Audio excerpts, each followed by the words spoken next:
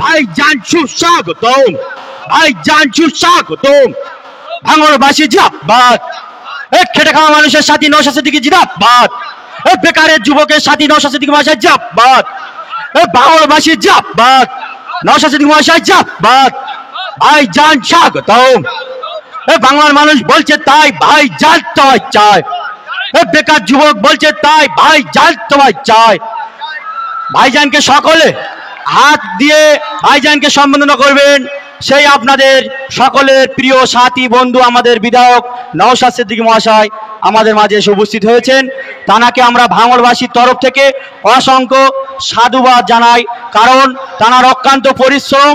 আপনার প্রতিনিয়ত তানাকে দেখছি মোবাইলের মাধ্যমে রাজ্যের এ প্রান্তে থেকে সম্মান জানাবেন এই অঞ্চলের সভাপতি আমাদের ওসমান ভাই। ফুলের তোড়া দিয়ে সম্মান জানাবেন আলা ভাই।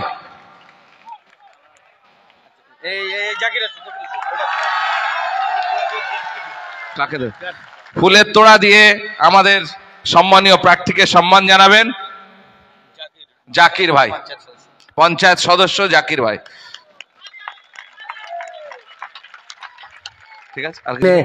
আরো বেশি করে আপনাদের এলাকায় পৌঁছে দেবেন, আমরাও পৌঁছাবো আমাদের বিভিন্ন প্রচার কর্মসূচির মধ্য দিয়ে।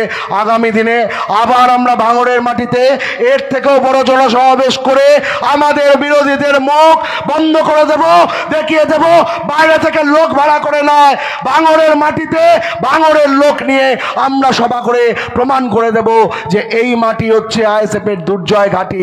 এই মাটি থেকে আসছে দিন সমস্ত কিছু বদলে যাবে। যেই লোকসভা নির্বাচনে ইন্ডিয়ান সেকুলার ফ্রন্ট তথা আইএসএফ এর বিরুদ্ধে যে অপপ্রচার চলছে, এবং তার সঙ্গে শুধু আপনাদের সামনে কথা বলতে চাই যে হয়তো যাদবপুরে আমাদের প্রার্থী মাননীয় অ্যাডভোকেট নূর আলম খানকে আমরা চেষ্টা করছি প্রচার কর্মসূচির মধ্য দিয়ে গ্রামে গ্রামে ওয়ার্ডে ওয়ার্ডে পৌঁছানো হচ্ছেও, কিন্তু মিডিয়া আমাদেরকে দেখাচ্ছে না, প্রকাশ্য মিডিয়া আমাদেরকে দেখাচ্ছে না। বড় বড় সংবাদ মাধ্যমগুলো, ওই বড় রাজনৈতিক দলগুলোর অঙ্গুলি এলনে আজকে আইএসএফ এর যে প্রচার, সেই প্রচারকে দেখানো হচ্ছে না।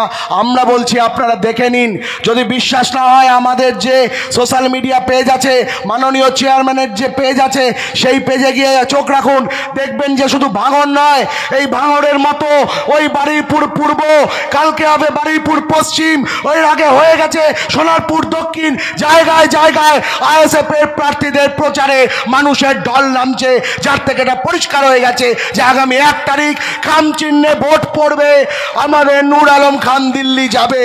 এবং ভাঙড়ের মানুষ শুধু নয়, গোটা যাদবপুরের মানুষের সমস্যার কথা বলতে নূর আলম খান দিল্লিতে যাবে।